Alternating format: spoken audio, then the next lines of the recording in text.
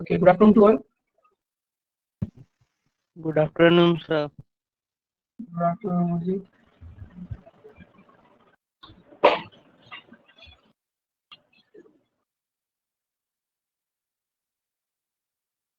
Hello Mansi.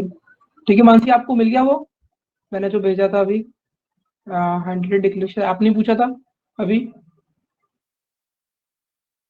Hand written declaration के बारे में आपने पूछा था मानसी अभी.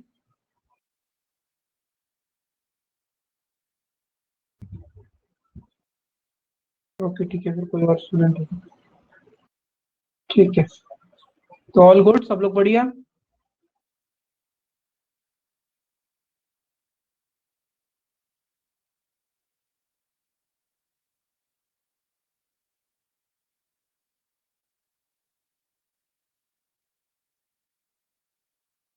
ठीक है, ऑडियो वीडियो सबको क्लियर है. ऑडियो और sir video screen clear share सबको शो हो रही है, मेरे को नहीं हो रही है। है. स्क्रीन सबको दिखाई दे रही है. स्क्रीन पे कौन सा क्वेश्चन लगा हुआ है? स्क्रीन पर कौन सा क्वेश्चन है? हाँ सर, दिख रहा है क्वेश्चन नंबर 5, उसका नेटवर्क इशू है। हाँ अमरजीत, एक बार चेक कर दो, सबको दिख रहा है. Okay sir. चलो, तो लास्ट दो क्लासेस में जितना भी पढ़ा था स्टेटमेंट और आर्ग्यूमेंट में, वहां पर कोई डाउट है किसी को?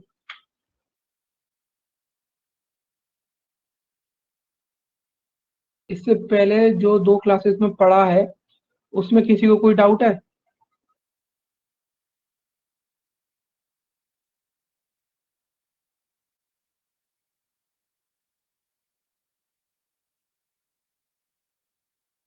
काजल, अच्छा नो है.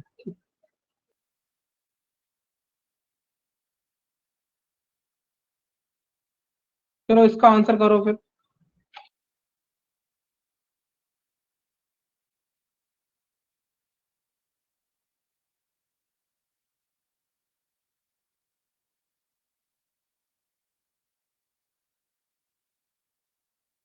Good afternoon Sonakshi.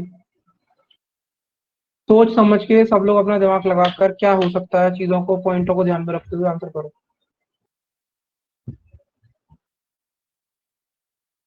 Good afternoon कोमल.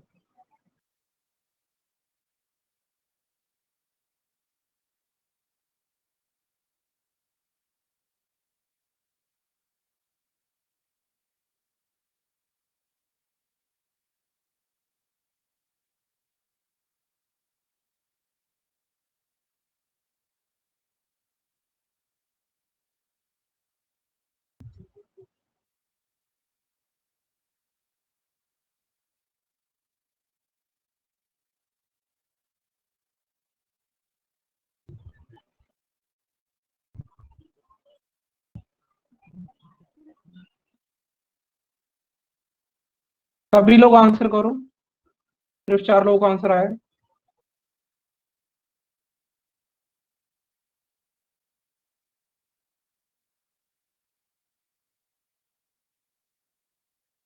हिमांशी, सर अभी मैं थर्ड पढ़ रही हूँ। पढ़ो.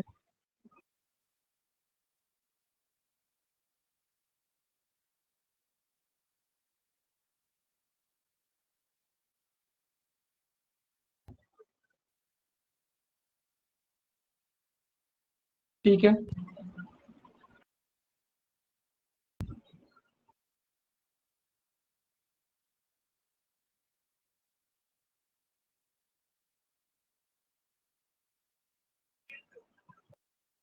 हमारे कुछ विद्यार्थियों को जवाब का इंतजार कर रहा हूं मैं.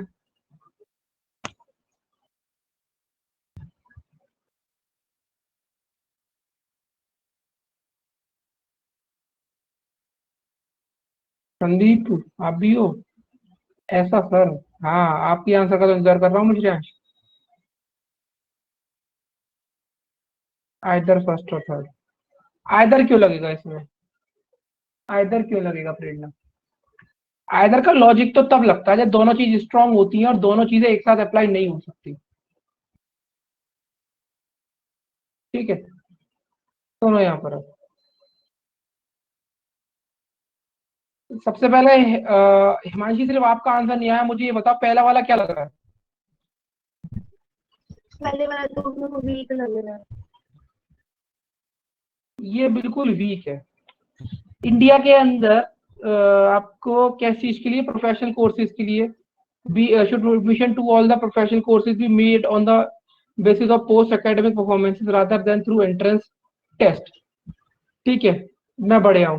ठीक है, पहली बात आपको ये पता होना चाहिए कि किसी भी एंट्रेंस टेस्ट का, प्रोफेशनल कोर्स के एंट्रेंस टेस्ट की फीस, ज्यादातर प्रोफेशनल कोर्सों की जो एंट्रेंस टेस्ट की फीस होती है, अगर आप प्रोफेशनल कोर्स की बात करते हो तो वो फ्री होती है। ठीक है, समझ आया ये point? Most of the professional course की जो एंट्रेंस टेस्ट की फीस होती है वो फ्री होती है। ठीक, उसके बाद yes, many deserving candidates securing high marks in their qualifying academic examination do not perform well on such entrance test। ये वीक है या स्ट्रॉन्ग है?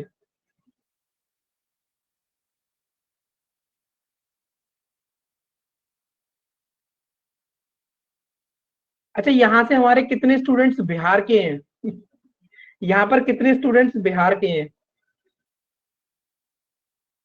I am from Bihar, sir. But there is no cost to prepare as well। तो prepare करने के लिए cost की बात हो रही है, यहाँ पर बात हो रही है किसकी बात हो रही है? वर्ड को पढ़ो ना, प्रेरणा। प्रिपेयर करने की बात कौन कर रहे हैं? हाँ, प्रिपेयर करने की बात नहीं हो रही, यहाँ पर एंट्रेंस टेस्ट की बात हो रही है। सर ओके, बिहार का बात क्यों निकला? बिहार का बात अभी बताता हूँ, बिहार का बात क्यों निकला। अरे expenses mean all of them क्यों कंसीडर कर रहे हो? स्टेटमेंट में जो दिया उसे कंसीडर करोगे ना। ऐसे तो फूडिंग्स का भी, फूडिंग खाने पीने का भी खर्चा आएगा वहां पर भी, तो फिर वो देखोगे क्या? यहाँ पर सिर्फ एंट्रेंस टेस्ट की बात हो रही है। ठीक है, उसकी फीस क्या, वो सब वो चीजें यहाँ पर बात ही नहीं हो रही। स्टेटमेंट में जो बोला गया उसके बारे में चर्चा करो ना।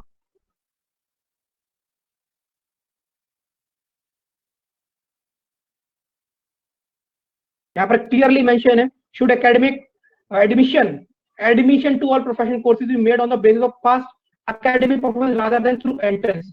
तो एंट्रेंस के ऊपर बात हो रही है। ठीक है, कोर्स की फीस क्या क्या नहीं है वो इस बात की बात है। समझ आया प्रेरणा? जो दिया हुआ है सिर्फ उन्हीं वर्ड्स की बातचीत करनी है, यहाँ पर अपने हिसाब से चीजों को सोचना नहीं है। क्लियर हुआ पॉइंट की अभी भी उसी कंफ्यूजन में हो?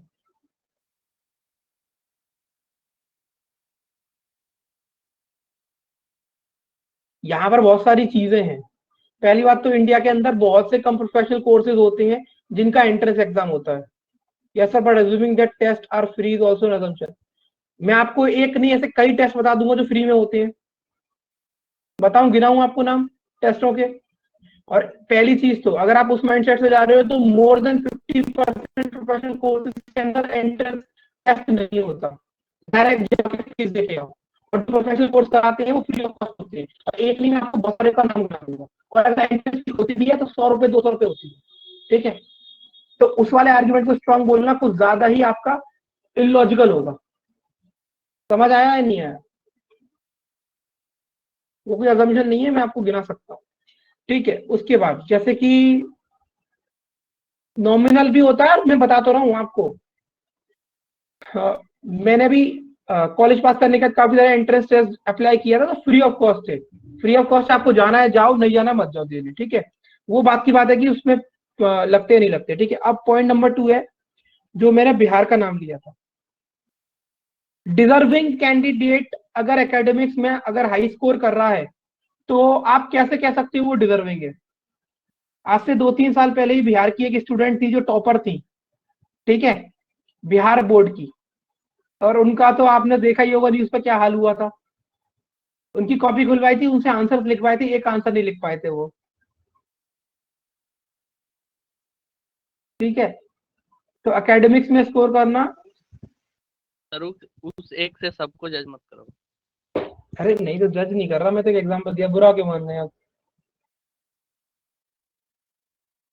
ठीक है, पूरा नहीं मान रहा हूँ सर। लेकिन ये बात तो सच है कि अगर कोई एकेडमिक्स में टॉप करता है, जरूरी नहीं है वो गवर्नमेंट जॉब का पेपर क्रैक कर ले। लेकिन जो बच्चा, ऐसे बहुत से एग्जांपल्स हैं कि जो अपने एकेडमिक्स में एवरेज रहे 60-65, ठीक है, उन्होंने गवर्नमेंट एग्जाम क्वालिफाई किया, ये बात मैं खुद बोल सकता हूँ क्योंकि मेरे आज तक का भी 65 Yes, 66 sir. ऊपर का भी नहीं। ठीक है, मेरा 10th में 65, 12th 67, बीटेक मैंने महाराष्ट्र यूनिवर्सिटी से किया 67। ठीक है, अब मैंने 2 पेपर क्वालिफाई करे गवर्नमेंट के, तो उससे कोई मतलब नहीं होता किसी चीज का। ठीक है, तो वो पॉइंट आप समझ सकते हो। समझ में आया ये? सर आपने मैं कितने साल में करा था क्या चीज? Paper crack? कितने साल में किया था आपने? एक्चुअली मेरा पेपर तो हो गया था 1 साल तैयारी के बाद, लेकिन उससे प्रोसेस में पूरा 2 साल लग गए। पहला stage, second stage, third stage और फिर चौथा स्टेज जो हुआ था वो मेडिकल और डीबी हुआ था। तो वैसे करके पूरे 2.5 साल लग गए थे, लेकिन पेपर जो पहला निकला था वो 1 साल की तैयारी कर निकल गया था। Okay sir. ठीक है, तो सेकंड आपका वीक है क्योंकि वो स्ट्रांग नहीं बैठता पॉइंट। अरे कोई स्वैग नहीं है यार, श्रेयांश आपका अलग स्वैग है। ठीक है, अच्छा थर्ड पॉइंट देख लो, no the standard of examinations and assessment conducted by different boards and universities are not comparable, and hence there is a need to conduct entrance tests to calibrate them on a common yardstick. ठीक है, अब मैं आपको एक example देता हूँ। जब मैं 4th ईयर में था, मेरे संग एक हमारे कलीग थे, मतलब एक फ्रेंड था, मेरा स्टूडेंट थी। वो चारों साल हर सेमेस्टर में टॉपर, ठीक है, यूनिवर्सिटी टॉपर। कंपनी आई थी, 30 कंपनीज थी कॉलेज के अंदर, 30-35 कंपनीज आई थी। उस बंदी का एक भी एप्टीट्यूड टेस्ट नहीं निकला था पूरे साल तक। ठीक है, तो किसी का क्लास में टॉप करना कभी भी डिसाइड नहीं करता कि वो, क्योंकि एंट्रेंस का एक अलग ही सिनारियो होता है, आपके ऊपर एक अलग प्रेशर होता है, और अगर आप उसको क्लियर करते हो तो आपकी एक अलग ही पर्सनैलिटी निकल के आती है बाहर, कि आप हर तरह की सिचुएशन परफॉर्म कर सकते हो। या आपको भी पता है कि एग्जाम क्या होते हैं, प्रीवियस ईयर पेपर कर लो, कॉलेज का पेपर निकल जाएगा। समझ आ रहा है? सभी लोग कॉलेज स्टूडेंट्स हो या पास आउट हो या कॉलेज में हो, तो सबको पता यही होता है। 15 दिन पहले प्रीवियस ईयर की बुक खरीदा, पूरा रट्टा मान लो, उसी में से पूरा पेपर आता है और आ जाती है 85-90%। सही बात बोल रहा हूँ या गलत बात बोल रहा हूँ? बताओ आप लोग, गलत बोलना मत बताओ। सर सही एकदम।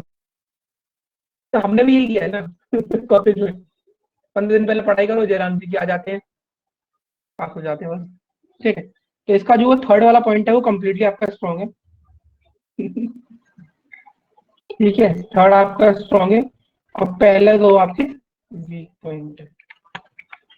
चल, सर मेरे को ना थर्ड समझ नहीं आया। थर्ड का पहले मतलब मुझे आप समझाओ, पढ़ के जरा, पढ़ के बताओ जरा। आपका हरियाणा बोर्ड है, मेरा यूपी बोर्ड है, ठीक है, किसी का महाराष्ट्र बोर्ड है, ठीक है, किसी का कोई बोर्ड है, कोई सीबीएसई से कर रहा है, कोई आईसीएसई से कर रहा है, सबका अलग अलग है। यहाँ पर क्या लिखा हुआ है? The standard of examination and assessment conducted by different board and universities are not comparable. ठीक है, आपको ये पता तो होगा जितने भी यूपी के स्टूडेंट हैं यहाँ पर, कि यूपी बोर्ड हमेशा टफेस्ट बोर्ड माना जाता था। अभी तो फिलहाल उसका हालत ये है कि भाई धांधलीबाजी चलती है, लेकिन आज से 10 साल पहले या अगर 20 साल पहले जाओगे, तो अगर यूपी बोर्ड में किसी स्टूडेंट के 50+ मार्क्स आते थे ना, 50% से ऊपर, 50 से 57 पे वो टॉपर होता था यूपी बोर्ड से। यूपी बोर्ड में मैथ की 8-8 किताबें होती हैं 12th के बोर्ड में। ठीक है, और वहीं पर अगर मैं अब किसी पर्टिकुलर बोर्ड का नाम नहीं लूंगा, कुछ बोर्ड ऐसे होते हैं, जैसे सीबीएसई बोर्ड ले लो, 10th का सीबीएसई बोर्ड इतना आसान होता है, इतना आसान होता है, इसका कोई जवाब नहीं। एक किताब होती है साइंस की और 8 चैप्टर होते हैं। वहीं पर आईसीएसई बोर्ड में अगर आप जाओगे तो फिजिक्स, केमिस्ट्री, बायोलॉजी की अलग अलग पेपर होते हैं, अलग अलग किताब होती है, सब में 15-15 चैप्टर होते हैं। तो इसका मतलब हिमांशी ये है, द स्टैंडर्ड, वो मना कर रहा है कि नहीं ऐसा नहीं होना चाहिए, क्योंकि the standard of examination and assessment conducted by different board and universities are not comparable. मतलब उन्हें कंपेयर नहीं किया जा सकता, कोई बहुत कम है तो कोई बहुत ज्यादा है। और फिर अगर किसी पर्टिकुलर गवर्नमेंट सेंटर की पोस्ट पे अगर कोई बच्चा अप्लाई करने जा रहा है, आप आए हरियाणा से, कोई आया यूपी बोर्ड से, कोई आया सीबीएसई से, कोई आया आईसीएसई से, सबके 90-90-90 हैं, क्या सब बराबर आए हैं? नहीं ना। हाँ। कोई बहुत डिफिकल्ट सिचुएशन से पेपर निकाल के लाया है, कोई आसानी से ले आया, तो क्या उस असेसमेंट के बेसिस पर वो सही है असेसमेंट? नहीं, जो ये यूनिवर्सिटी वाले एग्जाम मतलब कंडक्ट करने चाहिए, नहीं करने चाहिए, नो लिखा तो है आगे, एंट्रेंस टेस्ट कंडक्ट करने चाहिए। ऊपर क्या लिखा है? Should admission to all professional courses be made on the basis of post academic rather than the through out the entrance. मतलब क्या नहीं, हमें नहीं, उसने पहले लिखा नो, नो के बाद उसने पॉइंट लिखे हैं, और पॉइंट कितना सही है। हाँ।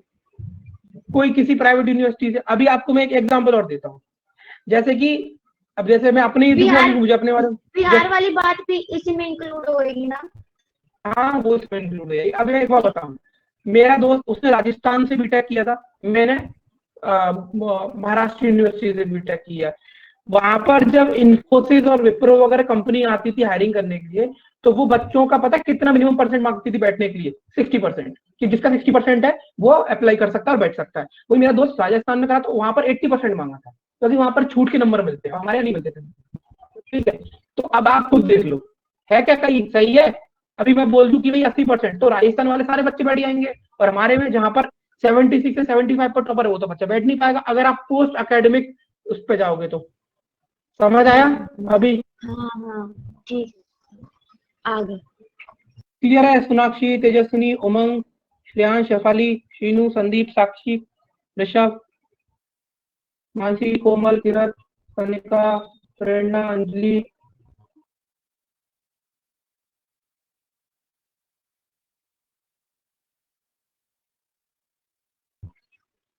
सर ये भी बात हो सकती है ना कि जब हमारे यहाँ पर पेपर होते हैं ना एकेडमिक के, तो वो ना इंटरनल में ना ज्यादा कम नंबर नहीं लगाते, बच्चों के फुल फुल लगा देते हैं। और जो तो बस दिल्ली, ये कहानी पूरी, बस यही कहानी है, समझ गए आप? यही है ना? हाँ, किसी सेंटर की अब ऐसे किसी को बैंक की जॉब दे दोगे भाई, हाँ ये 99% वाला है, इसको दे दो बैंक की बना दो, है पता है उसका कुछ कैसे क्या किया उसने, कितनी नॉलेज है उसे? हाँ ठीक है, आगे। चलो क्वेश्चन नंबर 6 देखो।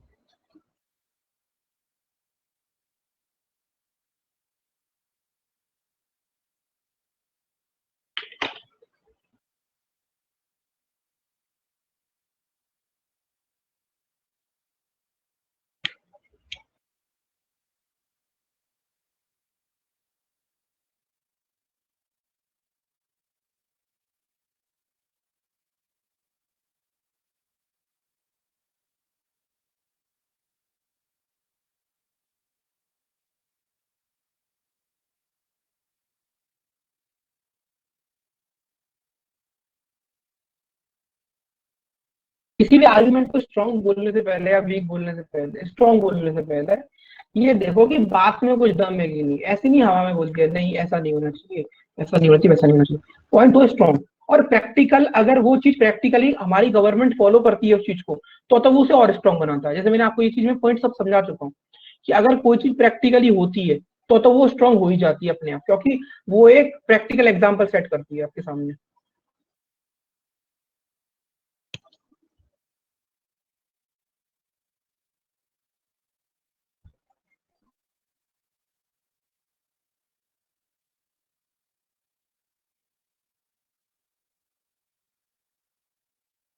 आज के जो प्रेजेंट के हिसाब से प्रेजेंट के हिसाब से वीकर सेक्शन उसी हिसाब से लो आप जो प्रेजेंट में है हमेशा।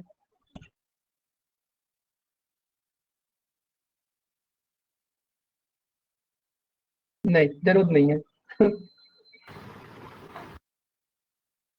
ये एस्पिरेंट्स में देखो, should there be reservation of jobs in the organization. यहाँ पर पहली बात तो वो पब्लिक सेक्टर की बात नहीं कर रहा, वो ये कह रहे हैं कि पब्लिक सेक्टर के अंदर जो रिजर्वेशन कर रखा है, आपको पता है ना 50% तक रिजर्वेशन है हमारे यहाँ पब्लिक सेक्टर के अंदर। तो वो कह रहे हैं कि should there be reservation of job in the organization in the private sector also as in the public sector undertaking in India. यानी कि जैसे कि प्राइवेट पब्लिक सेक्टर के अंदर रिजर्वेशन है, उसी तरीके से क्या प्राइवेट सेक्टर में भी सेम होना चाहिए। तो यहाँ पर क्या लिखा है, पहला पॉइंट क्या है देखो, yes this would give more opportunities of development to the weaker section of the society and thus help reduce the gap between the affluent and the downtrodden in India। अब एक चीज बात बताओ, ये जो इन्होंने रीजन दिया है, इसी रीजन की वजह से ही शायद पब्लिक सेक्टर, शायद नहीं, इसी रीजन की वजह से पब्लिक सेक्टर में इस चीज को इंक्लूड किया गया था। इसी कारण की वजह से तो पब्लिक सेक्टर में से इंक्लूड किया गया था, और यही कारण दिया जाता है। तो कहीं ना कहीं ये कारण प्रैक्टिकली भी एप्लीकेबल हुआ है, प्रैक्टिकली शायद आज से 75 साल पहले अप्लाई किया गया था इसी चीज को ध्यान में रखते हुए। तो कहीं ना कहीं ये चीज इसको स्ट्रॉन्ग बना रही है, क्योंकि उन्होंने वही पॉइंट को रखा है सामने जो कहीं 75 साल पहले रखा गया था। तो ये पॉइंट आपका स्ट्रॉन्ग है। By reservation they mean caste, caste और based on financial condition. Financial condition की बात नहीं हो रही है यहाँ पर, कास्ट की बात हो रही है, कास्ट की वजह से बात हो रहा है। उनके अपलिफ्टमेंट के लिए, ठीक है। आपको पहला ये क्लियर होना चाहिए कि गवर्नमेंट जॉब में रिजर्वेशन किसकी बेसिस पर रखे जाते हैं, ठीक है प्रेरणा। पहले आपको ये चीज क्लियर होनी चाहिए कि रिजर्वेशन कास्ट जो आपके, क्योंकि यहाँ पर कंपेयर किया किससे जा रहा है, पब्लिक सेक्टर से किया जा रहा है, तो पब्लिक सेक्टर में रिजर्वेशन किस बेस पर करे जाते हैं, ये चीज आपको पता होनी चाहिए, ठीक है। मुझे तो नहीं लगता फाइनेंशियल कंडीशन के बेस पर किया जाएगा, ठीक है, ये सिर्फ करा जाता है कास्ट के बेसिस पर।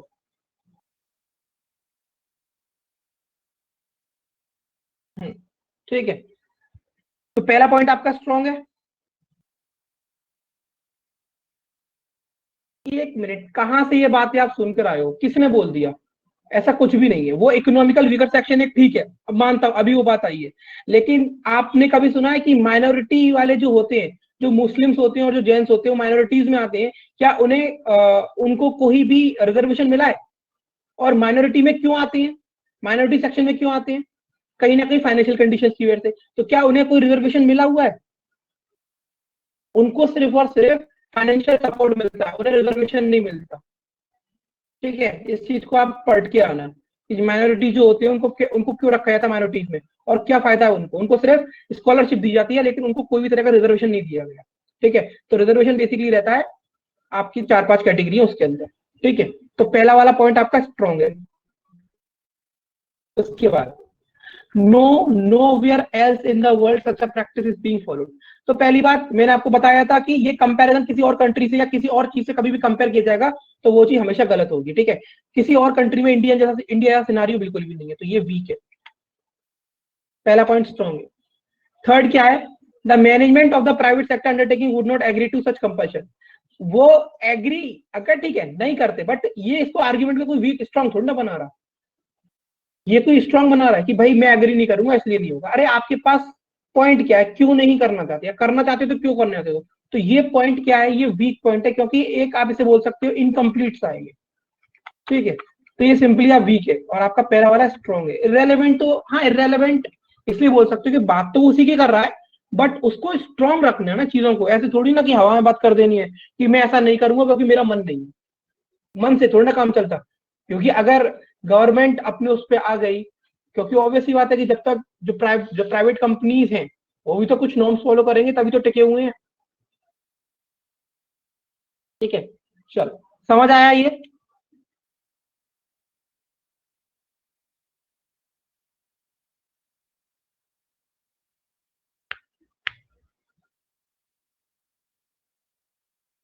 Sir I think according to skills people should be selected not on the base of reservation. मनस वो हम आर्ग्यूमेंट कर सकते हैं, उसके ऊपर चर्चा कर सकते हैं, लेकिन वो चीज का कोई फायदा नहीं है, ठीक है। हम उसके ऊपर, हम बेसिकली टॉपिक पढ़ रहे हैं ना, अगर हम जनरल पॉइंट ऑफ व्यू से यहाँ पर डिस्कशन करें तो कर सकते हैं, लेकिन कोई फायदा नहीं, उसको क्या करेंगे करके। गवर्नमेंट को जो करना गवर्नमेंट तो कर ही रही है और वही करती रहेगी, ठीक है ना मनस, तो उसके ऊपर तो कोई फायदा नहीं है। चलो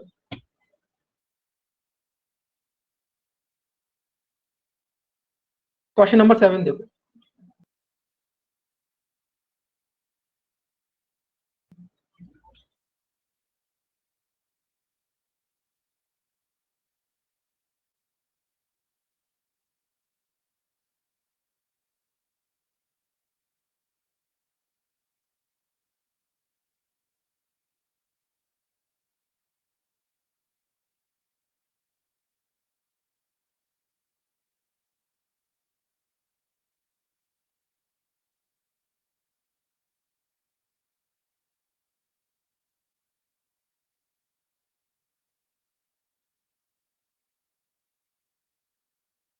इसका पहले मीनिंग समझो, आइदर बोलने से पहले पहले इसका मुझे मीनिंग समझाओ जरा, कोई भी जना। प्रिया आप इसका मीनिंग समझा सकते हो, क्या लिखा है इसमें, इसका मीनिंग क्या है? आप लोगों की बैंकिंग अवेयरनेस की क्लास हो रही है ना, टर्म डिपॉजिट और ये लिक्विडिटी वगैरह के बारे में पता होगा। कौन इसका मीनिंग समझाएगा स्टेटमेंट का? हिमांशी आप समझाओगे स्टेटमेंट का मीनिंग? सर मेरे हिसाब से तो ये है कि अगर मान लो बंदे ने अगर अपना पैसा जमा कराया, चाहे 4 महीने के लिए कराया चाहे 4 साल के लिए कराया, तो एक ही रेट ऑफ इंटरेस्ट होगा, मतलब उसे कोई बेनिफिट नहीं होगा, किसी बात में चेंज नहीं होएगा, 4% है तो 4% ही रहेगा। बस बताओ, बिल्कुल सही समझा आपने। अगर मैं पैसा अपना 4 महीने के लिए रखूं, 4 लाख रुपए, ठीक, मुझे 10% की मिल रही है, ठीक, इसका मतलब मुझे 40,000 रुपये मिल गया। आप गए, आपने 4 साल के लिए रखा, आपको भी 40,000 रुपये मिला, क्या फायदा हुआ आपका? हाँ वही तो। ये बिल्कुल बकवास है। यहाँ हाँ क्या कह रहे बकवास हैं है। कि should there be only one rate of term deposit of varying duration in bank. तो कह रहा है no, people will refrain from keeping money for longer duration resulting into reduction of liquidity level of bank. Exactly, बिल्कुल सही है। वो क्यों करेंगे ऐसा? अगर मुझे बोला जाए कि आप 3 महीने की पैसा रखो, आप 3 साल की पैसा रखो, आपको 10% की ब्याज मिलेगी, तो भाई मैं 3 महीने बाद निकाल लाऊंगा ना पैसा, ठीक है। और लिक्विडिटी का मतलब क्या होता है? कैश। इससे क्या होगा? तो लोग रखेंगे नहीं, तो बैंकों के पास क्या होगा? कैश की कमी हो जाएगी, लिक्विडिटी कम हो जाएगा उनके पास, और जब उनके पास लिक्विडिटी कम हो जाएगी तो क्रेडिट देने की सुविधाएं कम हो जाएंगी। समझ आया? लिक्विडिटी का मतलब क्या होता है? लिक्विड मनी, मतलब आपके पास कितना पैसा अभी है देने के लिए, उसे कहते हैं लिक्विड मनी, लिक्विडिटी। अगर आपके पास, एक बात सीधी सी बात है, हाँ आगे नहीं दे सकेंगे ना। अरे भाई मुझे 10% ब्याज मिल रही है, मैं 3 महीने बाद जाऊंगा, 3 लाख रुपए में 30,000 रुपए निकाल के ले आऊंगा, फिर 3 महीने बाद जाऊंगा, फिर 3 महीने रखूंगा, फिर 30,000 रुपए निकाल लाऊंगा। क्यों रखूंगा 3 साल के लिए जब तो 10% ही ब्याज मतलब मिल ये रही है? तो ठीक ठीक है, ये स्ट्रॉन्ग है। स्ट्रॉन्ग है ना ये पॉइंट। अरे वो हाँ मना कर रहा है, नो। अगर एक हाँ ठीक ऑब्वियस है। सी बात है ना कि अगर मैं पैसा जल्दी जल्दी ले आऊंगा, ब्याज लेते आऊंगा, तो बैंक के पास पैसा कम रहेगा, लिक्विडिटी कम रहेगी, और लिक्विडिटी अगर कम रहेगी हाँ तो बैंक आगे क्रेडिट कैसे आगे करेगी, किसी। हाँ लोन कैसे देगी? ठीक है। ठीक है। अब सेकंड क्या कह रहा है? यस। पहली बात तो यस इसने बोला, ठीक, तो यस। और पहली बात इस चीज के ऊपर तो कम अजीब सा ही है ये, इसके ऊपर यस का तो पहली बात वीक ही जाएगा ज्यादातर चीजें, पर पढ़ लो। This will be much simple for the common people and they may be encourage to keep. पहली बात तो कोई एनकरेज तो होगा नहीं, बिल्कुल फालतू बात है। और इसमें एक बात बताओ, किसी भी चीज की कैलकुलेशन को सिंपल करने के लिए उसे फालतू तो बना नहीं सकते। भाई हमसे कैलकुलेशन नहीं हो रही, आप भी 10% दे दो, आप भी 10% दो, हमें नहीं आती मैथ। तो आपकी किसी चीज को सिंपल करने के लिए इन सब चीजों को बेकार थोड़ी ना करा जाएगा। समझ आया? तो ये पॉइंट आपका बिल्कुल फालतू है, आपका सिर्फ पॉइंट नंबर 1 स्ट्रॉन्ग है। समझ आया? फिर आप आइदर बोल रहे थे, क्योंकि आप आइदर इसलिए बोल रहे होगे क्योंकि आप स्टेटमेंट का मीनिंग नहीं समझे होगे। बैंकिंग अवेयरनेस पर पढ़ोगे तो आपको धीरे धीरे चीज समझ में आ जाएंगी। बोलो। आपने यस देखते ही आपने यूट्यूब का पहली बात यस है, मैंने हम इसलिए इसको। मैंने इसलिए बोला, सुनो, मैंने ऐसा कुछ जनरली मैंने बोला कि ये जो ऊपर स्टेटमेंट पूछा गया है ये बहुत ही बकवास है, क्योंकि ये कोई क्वेश्चन मार्क है ही नहीं किसी चीज के ऊपर, और कोई इसको यस बोलेगा ना तो उसे भगा दिया जाएगा वहां से। लेकिन तब भी हमने पढ़ लिया। मैंने स्टेटमेंट के में बोला था, स्टेटमेंट बिल्कुल बेकार है। अच्छा ठीक है। ठीक है, चल अब इसको पढ़ो ध्यान से। इस तरह के क्वेश्चन आपके ये तो अभी जो कर रहे थे क्लैरिकल के लिए थे, ऐसे पीओ के मेंस में आते हैं क्वेश्चन। पढ़ो इसे पहले ध्यान से और इसको समझने की कोशिश करो।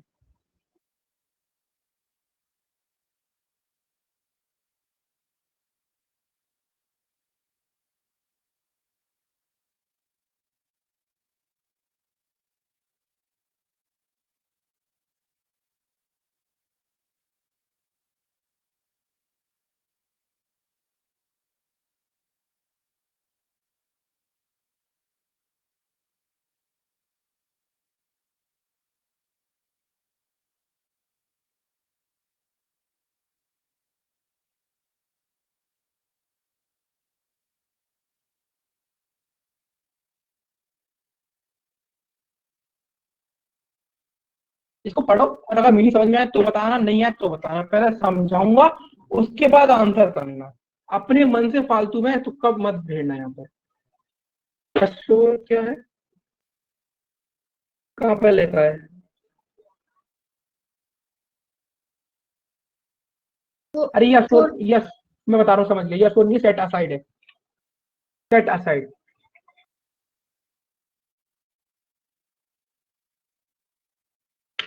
ठीक है, चलो पढ़ लो, फिर इसका मीनिंग समझाना मुझे।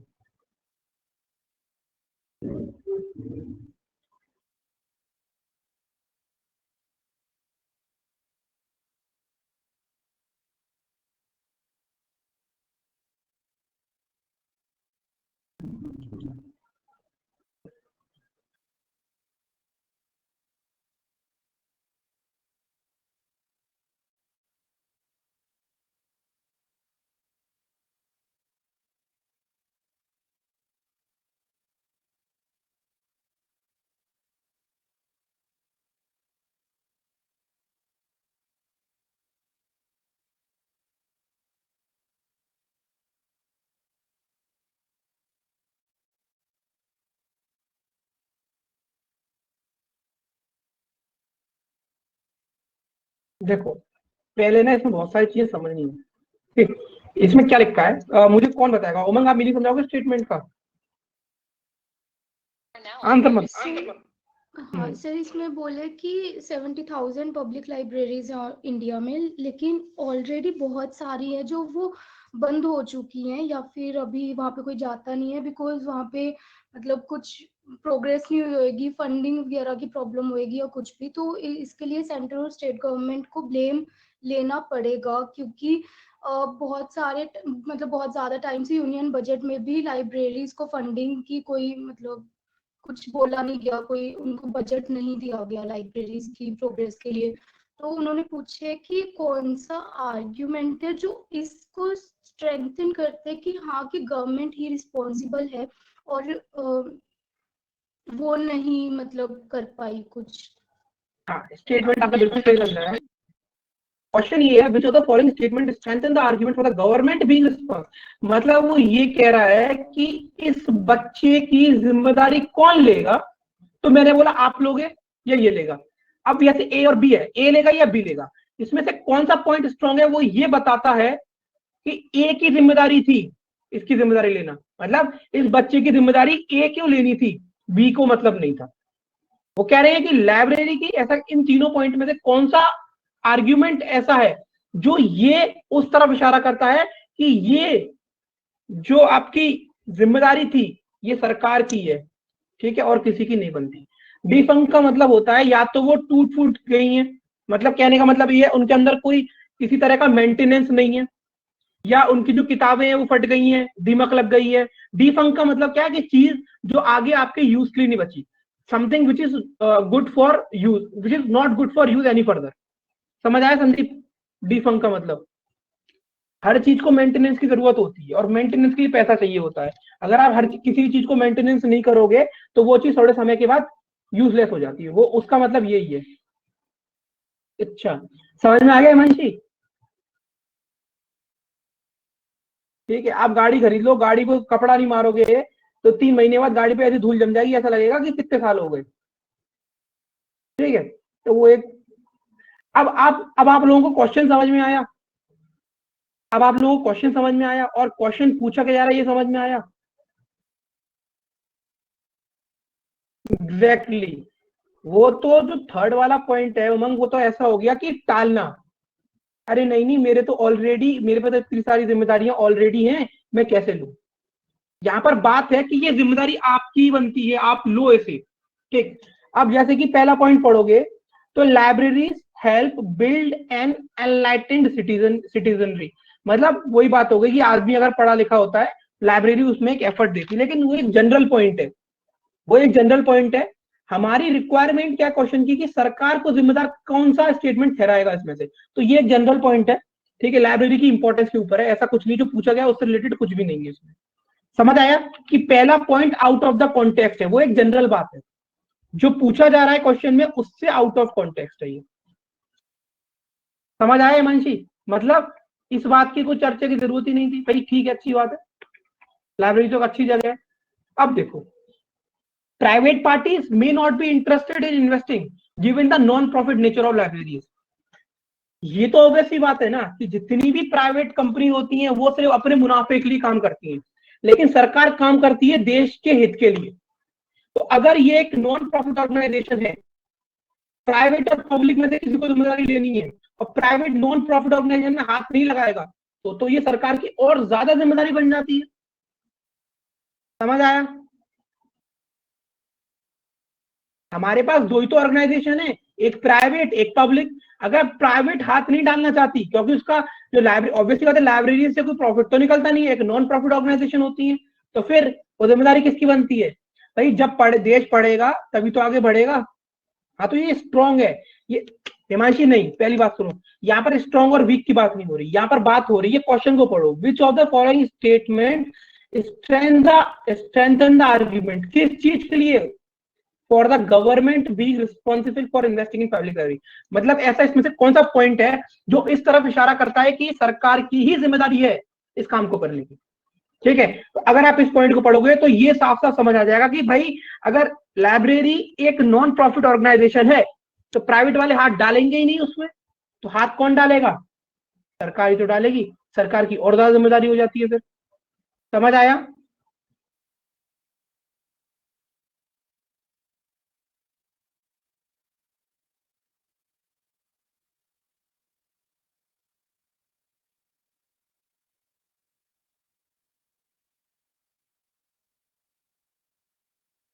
अब थर्ड वाले को पढ़ो और बताओ मुझे, सब लोग पढ़ो।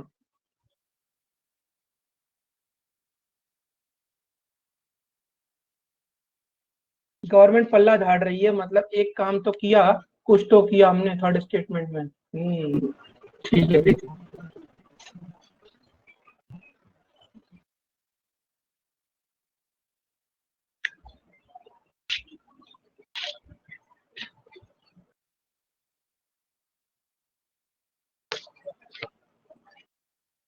और कि हम ज्यादा इंपॉर्टेंट काम कर रहे हैं जो लाइब्रेरी के काम से ज्यादा इंपॉर्टेंट है। सही बात है। सर ये क्या है, स्पेशली स्टूडेंट्स एंड आगे क्या है? लास्ट वाली अच्छा लाइन अच्छा जो अच्छा, है। रुक जाओ।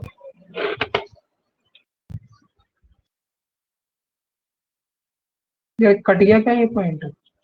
या कट गया ये? देखो जरा।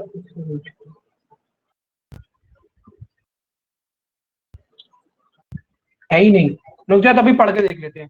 The government has limited budget capacity and most of this is utilized in important education related scheme. है वो क्या कह रहा है कि भाई हमारे पास कैपेसिटी जो बजट की है वो लिमिटेड है, ठीक, और उसमें से ज्यादातर यूटिलाइज हो जाती है एजुकेटेड स्कीम्स पे, जैसे कि बेटी पढ़ाओ बेटी बचाओ, इस टाइप से। 10th क्लास तक फ्री एजुकेशन, 8th क्लास तक फ्री एजुकेशन, मतलब उनका कहने का मतलब ये है कि हमारा जो एजुकेशन का बजट है वो most of the budget in सब स्कीम्स पर यूटिलाइज हो रहा है, which have a wider reach among the vulnerable section side a meaningful amount for improving library infrastructure, which have a wider reach among the vulnerable section side. यानी कि vulnerable मतलब जहां पर एजुकेशन पहुंच नहीं पाता, उन स्कीम्स पर हम फंडिंग कर रहे हैं और वहां पर उसकी रीच ज्यादा है। तो यहाँ पर सिर्फ आप अगर ये लाइन पढ़ोगे तो आपको यहाँ पर ये समझ में आना चाहिए कि अगर मैं आपसे बोल रहा हूं कि मुझे ये काम शाम तक करके दो, आप मुझे शाम को बोलती हो कि मैं पूरे दिन इन कामों में बिजी था, वो काम ज्यादा इंपॉर्टेंट है, तो मतलब आप क्या कर रहे हो? आप उस चीज की जिम्मेदारी लेने की जगह उससे पल्ला झाड़ने की कोशिश कर रहे हो या उससे हाथ धोने की कोशिश कर रहे हो। समझ आए हिमांशी? मतलब मैं आपको किसी काम के लिए जिम्मेदार ठहराना चाह रहा हूं लेकिन आप पल्ला झाड़ रहे हो। तो ऑब्वियसली बात है, हमसे क्वेश्चन ये मांग रहा था कि कौन सा आर्ग्यूमेंट हमें ये बता रहा है कि सरकार, मतलब किस आर्ग्यूमेंट को पढ़कर हमें ये मालूम पड़ रहा है कि सरकार की ही जिम्मेदारी है, लेकिन सरकार तो जिम्मेदारी से हाथ धोने की बात कर रही है। समझ आया? सर फिर को ना ये बात समझ नहीं आई कि यहाँ पर इम्प्रूविंग लाइब्रेरी इंफ्रास्ट्रक्चर, यहाँ पर इसका क्या मतलब है? कि मतलब वो वल्नरेबल सेक्शन को इंफ्रास्ट्रक्चर दे रही है? नहीं, वो ये कह रहे हैं कि जो पिछड़े एरियाज होते हैं ना, पिछड़े हुए एरिया, उन एरियाज में जो एजुकेशन है, जहां पर एजुकेशन नहीं है, वहां पर हम एजुकेशन को फैला रहे हैं, ठीक है, और वो चीज लाइब्रेरी इंफ्रास्ट्रक्चर से ज्यादा इंपॉर्टेंट है, उसकी रीच लाइब्रेरी के इंफ्रास्ट्रक्चर से ज्यादा इंपॉर्टेंट है। वो ये बोल रहे हैं, ये बोल रहे हैं कि ये वाला जो काम हम कर रहे हैं ना, जो स्कीम्स और पिछड़े इलाकों में एजुकेशन की स्कीम्स को लेकर जा रहे हैं, वो काम की जो रीच है वो ज्यादा इंपॉर्टेंट है लाइब्रेरी के इंफ्रास्ट्रक्चर से। समझ आया? लास्ट में कुछ पॉइंट मिस हो गया। हाँ बोलो। फिर अगर यहीं तक देखे तो फिर ये तो फिर वीक है ना? हाँ तो वीक तो बोल रहा हूँ मैं यही तो बोल रहा हूँ कि वो अपनी जिम्मेदारी से पल्ला झाड़ रहे हैं, और हमें बोला क्या गया कि भाई कौन जिम्मेदारी लेगा इसकी। ठीक है, सब लोगों को समझ में आया क्या? ये वाला भी आपका वीक है क्योंकि ये तो बात ही निराली कर रहे हैं, ये आउट ऑफ द कॉन्टेक्स्ट है, ये स्ट्रॉन्ग। क्लियर है सब बच्चों को? चलो ठीक। अब इस टाइप की प्रॉब्लम्स आएंगे आगे, तुमको पढ़ के समझ के आंसर करने की कोशिश करना। देखो क्वेश्चन नंबर 9 देखो।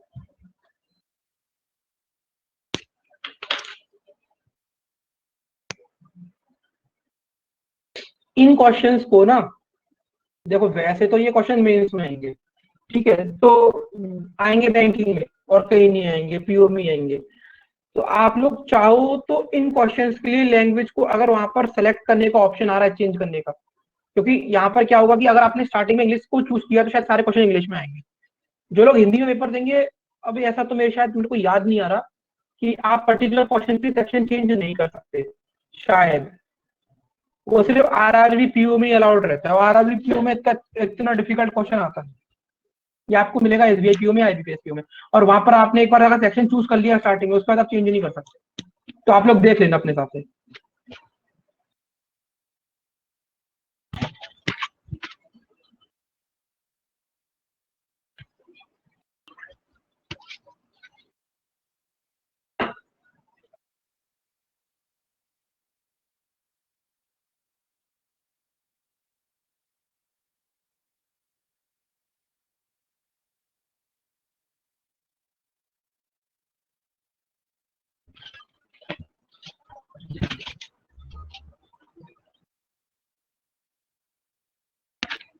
समझ नहीं आए तो पहले पूछ लेना, आंसर मत करना लेकिन उल्टे सीधे।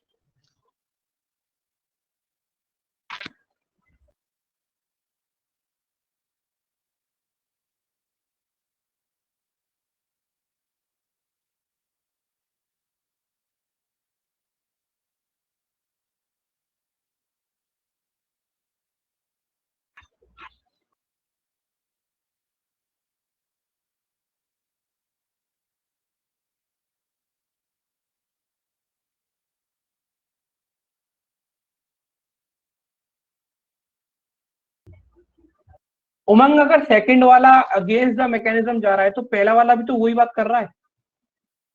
The maximum amount of concession available be kept at only ₹50 per transaction.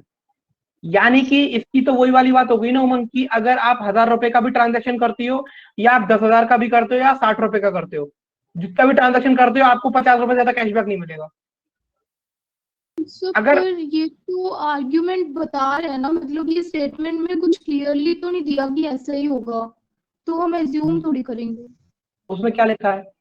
The maximum amount of concession available will be capped at only ₹50 per transaction. आप 2 रुपए का ट्रांजेक्शन करो, उसमें मैक्सिमम का मतलब क्या है कि आपको मैक्स टू मैक्स 50 रुपए का कैशबैक मिलेगा।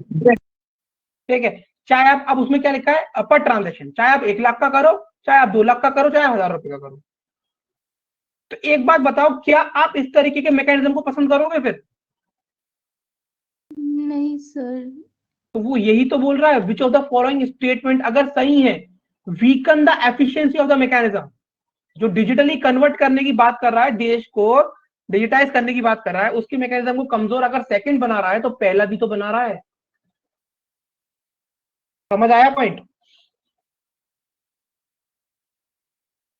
सर मेरे को ये वाला पॉइंट ना समझ नहीं आया कि 50 रुपीज का मैक्सिमम अमाउंट, ये मुझे समझ नहीं आया। आपने खरीदा एक अपने लिए, एक आपने खरीदा अपने लिए शूज खरीदे 1000 रुपए के, ठीक हाँ। ठीक है, मैंने खरीदा 10 रुपए का पेन, ठीक। हाँ। मुझे भी 50 रुपए का कैशबैक मिल रहा है, आपको भी 50 रुपए का कैशबैक मिल रहा है, कौन खुश होगा और कौन दुखी होगा? आप खुश होगे और तुम दुखी होगी। तुम बोलोगी क्या है फालतू बनती है, मतलब मैं 1000 रुपए की ले रही हूँ तो भी मुझे 50 रुपए मिल रहे हैं, ये 10 रुपए की ले रहे हैं इनको तभी 50 मिल रहे हैं, तो ऐसे ये तो करोड़पति बन जाएंगे 10 रुपए चीज खरीद के। तो ये क्या, ये चीज आपको अच्छी लग रही है, या ये आपका जो मैकेनिज्म है, आप बोल रहे हो कि मतलब आप पर्टिकुलर कोई एप्लीकेशन यूज कर रहे हो, ठीक है, अगर वो एप्लीकेशन आपको इस तरह की सुविधा दे रही है आपको, तो आप बोलोगे बेकार एप्लीकेशन है, बोलोगे, यही तो बोलोगे। इसका मतलब क्या है कि वो एप्लीकेशन चाह रही है कि आप डिजिटल ट्रांजैक्शंस पर ध्यान दो, उनका ये मैकेनिज्म है, और आप इस चीज को अगर वो देंगे तो क्या होगा, वो कमजोरी तो हो रहा है। जो आदमी 500 1000 लाख के ट्रांजेक्शन कर रहे हैं वो भी 50 रुपए कैशबैक में खुश रहेंगे, वो बोलेंगे बेकार है, इससे अच्छा तो मार्केट से आके ले जाते हैं कैश का। समझ आया? तो कैप्ड क्या मतलब है इसका? कैप्ड मतलब सबसे ज्यादा, उच्चतम, मैक्सिमम। मतलब 50 रुपए कैशबैक मिलेगा और इससे ज्यादा नहीं मिल सकता? नहीं, तो वही तो मतलब हो गया, the maximum amount of concession available will be capped, मतलब लिमिट लगा दी जाएगी वहां पे। अच्छा, ठीक, अब सर इसका वैसे स्टेटमेंट 50 से ज्यादा भी मिलता होता है शायद। अरे मिलता होता होगा तो ठीक है ना, लेकिन ये जो एप्लीकेशन है जिसकी बात कर रहे हैं वो तो यही बोल रहा है ना कि हम मैक्सिमम कंसेशन, वो बात कर रहा है, मिलता तो बहुत ज्यादा है। ठीक है। जैसे कल मुझे 150 रुपए का कैशबैक मिला, मैंने अमेजन पे 5000 रुपए का क्रेडिट का अपना क्रेडिट कार्ड का अमाउंट पे किया, तो मुझे 150 रुपीज कैशबैक मिला, तो मैं खुश हो गया। तो ऐसी बात कर रहा हूं मैं, समझ में आया? अगर किसी ने 500 रुपए का क्रेडिट कार्ड का बिल पे किया होता अपना है, और उसको भी, अगर उसको भी 150 मिलते और मैंने 5000 का पे किया, मुझे भी 150 मिलते, तो मैं कितना दुखी होता? फिर होता, दुखी नहीं होता? हाँ, हाँ, तो बस आपको अब कम सुनो, आपको कम मिले। ये सही है, क्रेडिट कार्ड के बिल पे कहीं भी कैशबैक नहीं मिलता, अमेजन पे मिल जाता है। ठीक है, देखो अब क्या लिखा है यहाँ पे, since the government came to power, जब से सरकार पावर में आई है, one of the primary items on its agenda has been the transformation of India into a digitally empowered economy। मतलब जब से आपको पता है मोदी जी जब से आए तब से वो कह रहे हैं पेटीएम डाउनलोड करो, भीम यूपीआई डाउनलोड करो, गूगल पे करो, फलाना करो, ये करो, ऑनलाइन ट्रांजेक्शन करो।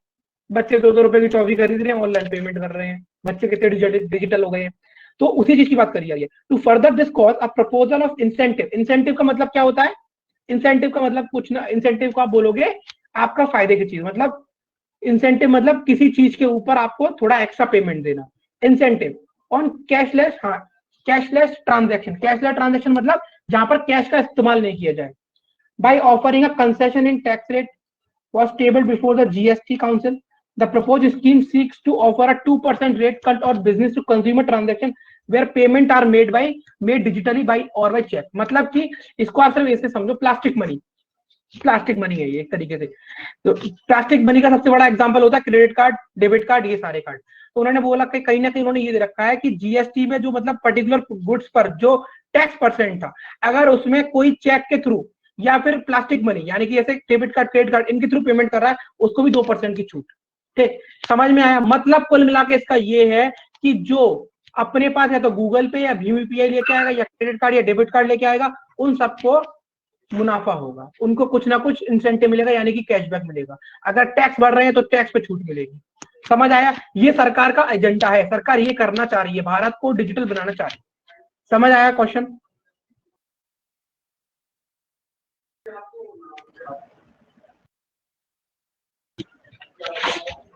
अब क्वेश्चन, अब तो क्वेश्चन तो हो गया, लेकिन इसका अलग और अर्थ समझना पहले क्या है।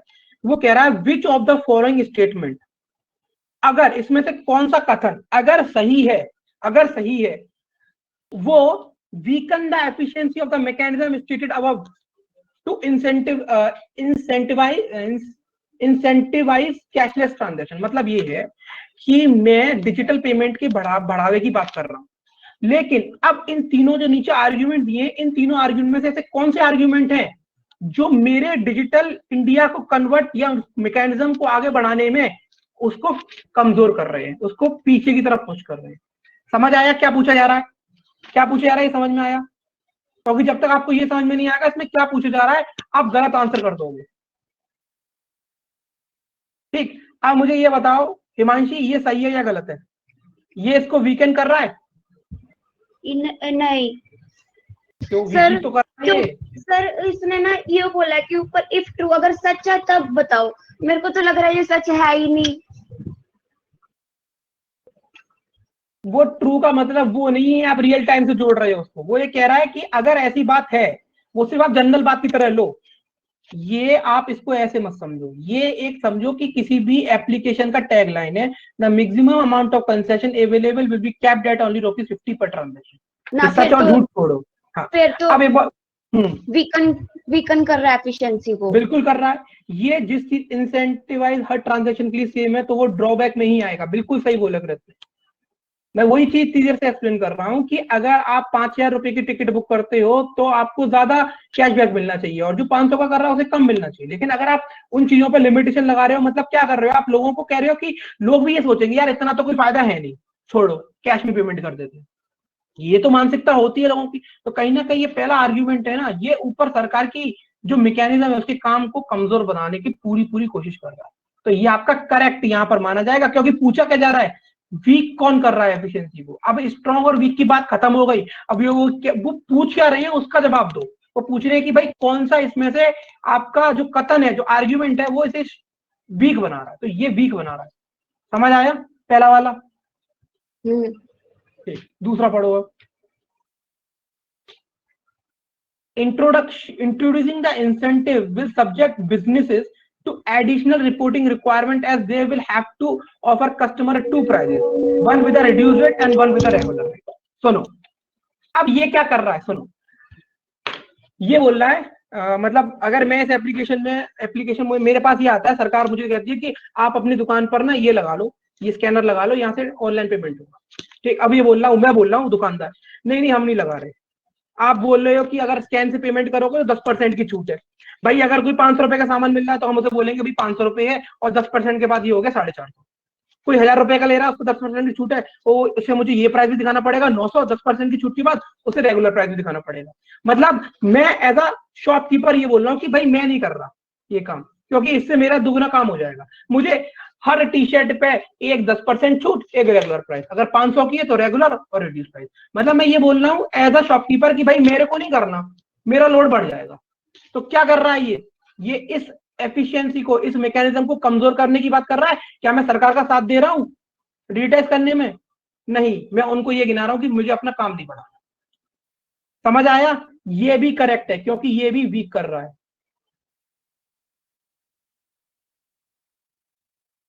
अरे मुझे नहीं आया बहन मेरी, तो ये देखो ना कि आपकी कोई दुकान है, ठीक है, मैंने आपसे बोला कि आप ये वाली स्कीम लगाओ, ठीक है, स्कीम ये है कि हर चीज पर 10% की छूट। आप बोल रहे हो मैं नहीं कर रही ये काम, क्योंकि अगर कोई चीज 1000 रुपए की है तो मुझे अपनी कॉपी में लिखना पड़ेगा या चढ़ाना पड़ेगा कि इसका एक्चुअल प्राइस ये है, रिड्यूस प्राइस ये। कोई चीज 500 की तो मुझे ये दिखाना पड़ेगा। मतलब आप सामने से आकर अपने काम गिना रहे हो, उस चीज को मान नहीं रहे।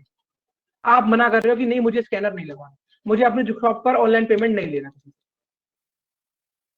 समझ आया नहीं आया? अभी इतनी शुद्ध सिंपल भाषा में समझा रहा हूँ। सर मेरे को ना ये बात नहीं आई कि उसको मतलब वो क्यों डिस्काउंट देगा? डिस्काउंट तो कैशबैक वाला देगा ना, जो पेटीएम जिस पे हम कर रहे हैं उसके लिए तो वही उतना ही प्राइस है। अरे तो उसका जो कंपनसेशन होता है वो मिलता तो है। सिलेंडर पे वो नहीं आती सब्सिडी? सिलेंडर पे सब्सिडी आती है, एलईडी बल्बों पे सब्सिडी मिलती है, तो दुकानदार छूटी तो, लेकिन दुकानदार को कौन देता है? सरकारी तो देती है वो। मतलब वो उसको यूज कर रहा है तो इसलिए उसको बेनिफिट मिलता है। अरे उसको 500 रुपए मिलेंगे, ठीक है, तो शॉपकीपर को 500 मिलेंगे, वो कस्टमर से लेगा 450 और सब्सिडी आएगी 50 रुपए। समझ में आया? अच्छा। लेकिन वो कह रहा है कि मैं अपना काम क्यों बढ़ाऊं, मैं 500, मुझे आने 500 ही है, मैं इनसे 450 लूं, आपसे 50 लूं, इनसे 500 ले लूं पूरे। ये भी स्ट्रॉन्ग है। ये स्ट्रॉन्ग नहीं है, ये वीक है। ये क्वेश्चन आपसे स्ट्रॉन्ग और वीक वाले खत्म हो गए बच्चे। वो ये पूछ रहा मतलब है कि ये वीकेंड करता है ना एफिशिएंसी को। हाँ तो वही तो बता रहा है ये। वही तो कह रही हूँ सर मैं। तो स्ट्रॉन्ग वीक अभी यूज मत करो। ये कह रहा है कि ऊपर सरकार के मैकेनिज्म को ये कमजोर बनाने में पूरा साथ दे। तो आपका जो यहाँ पर आंसर होगा वो पहला भी होगा, दूसरा भी। ठीक है, अब तीसरा पढ़ो, तीसरा पढ़ के मुझे जवाब दो।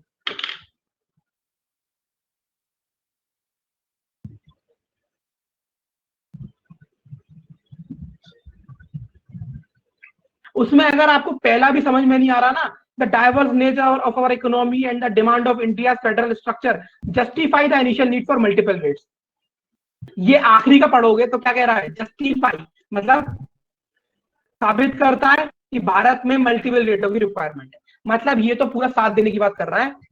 अगर मैं बोल रहा हूँ पहला भी समझ में नहीं आया तो थोड़ा सा उसमें, हाँ उसमें थोड़े से जो पॉइंट है ना वो थोड़े से आपके पॉलिटी वाले हैं, फेडरल इकोनॉमी, आपका इकोनॉमिक्स का हो गया। अगर वो नहीं समझ में आ रहे तो आखिरी वाला पढ़ोगे ना, structure justify the initial need, मतलब वो कह रहा है कि सरकार जो कर रही है ना ये जरूरत है, तो ये तो भाई साथ दे रहा है, साथ ही साथ निभाना, तो ये तो भी करेगा नहीं। इसका मतलब इसका आंसर क्या हो जाएगा, फर्स्ट एंड सेकंड।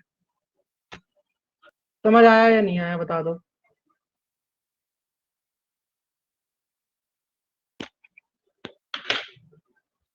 हिमांशी ठीक नहीं है, समझ में नहीं आया आपको, आपको समझ में नहीं आया तो फिर मुझे लगेगा कि मेरा पढ़ाना बेकार हो गया, ऐसा मत करो। 1 घंटे से मेरे गले में आ दर्द गया हो गया। आ गया सर। ये ना थोड़ी ना जो दूसरी टर्म्स होती हैं ये एकदम नहीं समझ आया करती है, थोड़ी धीरे धीरे आया करती हैं। कोई बात नहीं, कोई बात नहीं, आ जाएंगे, ठीक है। और बताओ अभी तक जितने क्वेश्चन करे समझ आए हैं इसमें? इसमें ऐसे ही क्वेश्चन आ आएंगे, गए। मैंने आपको ये आखिरी कुछ क्वेश्चन बहुत अच्छे कराए, ठीक है। अब मैं ना अपनी तरफ से इतना नहीं बोलना चाह रहा, क्योंकि अब आपको समझ में तो आ गया कि इसमें दिमाग कैसे लगाना है। तो अब जब दिमाग लगाना आ गया ना, तो ये 10वां क्वेश्चन और 11वां क्वेश्चन है इसमें, ठीक है। इसमें आप लोग क्या करना है, इसकी मैं पीपीटी वर्कशीट दोनों भिजवा दूंगा अभी, इसमें दोनों सब लोग बैठ के दिमाग लगाना, ठीक। इसके आंसरों को मैं नेक्स्ट क्लास में डिस्कस कर लूंगा, ठीक है। और आर्ग्यूमेंट में क्लैरिकल लेवल में बहुत आसान क्वेश्चन आता है, कर लोगे, लेकिन पीओ वाला क्वेश्चन जो आएगा मेंस में उसमें दिमाग लगाना पड़ेगा, ठीक है, ठीक है। तो उम्मीद करता हूँ ये टॉपिक आपको समझ आया होगा, स्टेटमेंट आर्गुमेंट अच्छा टॉपिक था, ठीक है सर। और कोई समस्या, कोई परेशानी? पीपीटी में हमने भेज दिया सर ग्रुप पर, ठीक है। वर्कशीट और भिजवाता हूँ, वर्कशीट शायद मैंने नहीं भेजी, वो और भिजवा देता हूँ, ठीक है भाई। Kirat, it's my pleasure to give you some time, ठीक है भाई। चलो मुझे ये बता दो, हिमांशी क्लियर है? एक चीज और बताओ मुझे फटाफट से जल्दी। हाँ क्लियर है। ठीक है, आज ऑडियो वीडियो क्लियर था पूरी क्लास में, थ्रू हाँ आउट द क्लास? बिल्कुल बहुत अच्छा। ठीक है, चलो तो यहाँ तक हम लोग आज क्लास को रखते हैं। इसको करके आना, इसके जो भी डाउट होंगे नेक्स्ट क्लास में डिस्कस करेंगे। उसके बाद स्टार्ट करेंगे स्टेटमेंट एंड अजम्पशन। वो टॉपिक सबसे ज्यादा कंफ्यूज टॉपिक है, ठीक है, लेकिन उसको भी कोशिश करूंगा कि चीजों को आपके क्लियर कर पाऊँ। क्रिटिकल रीजनिंग थोड़ी सर ऐसी ही होती है। हाँ बोलो। ये जो जैसे बीच में टर्म्स आती हैं बैंकिंग की कि भैया जो हमें समझ ना आए फिर हम उसके लिए क्या करें? बैंकिंग अवेयरनेस पढ़ो, सोहेल सर पढ़ा रहे हैं उनसे अच्छे से। सर वही तो नहीं पढ़ती मैं। क्यों नहीं पढ़ती? क्योंकि गारंटी के संग बैंकिंग में जो स्टेटमेंट आर्ग्यूमेंट आएगा वो बैंकिंग और इकोनॉमिक्स टर्म्स पे ही आएगा, और जब तक टर्म्स क्लियर नहीं करोगे तो इसमें मैं क्या भगवान की मदद नहीं कर सकता।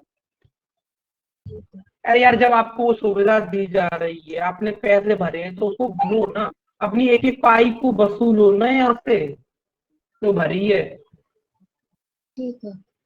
ठीक है। चलो फिर किसी और की कोई और समस्या, टाटा बाय बाय कर ले नहीं तो।